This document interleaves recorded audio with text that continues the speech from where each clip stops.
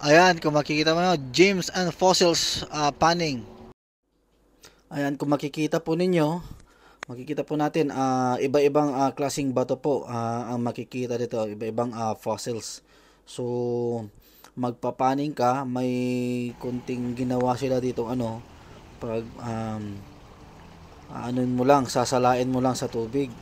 And then yung makukuha mong mga gems, any gems, pwede mo nang iwi for free. Ayan, may nakuha na sila.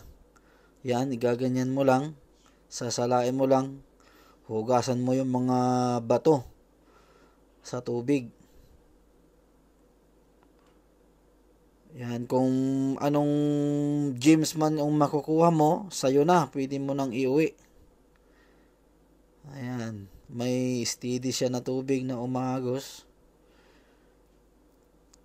So, hindi masyadong mahirap maghanap. Madali lang, kukunin mo lang, din pupunta ka dun sa mga picture kanina, titignan mo kung may anong klaseng gems yung nakuha mo.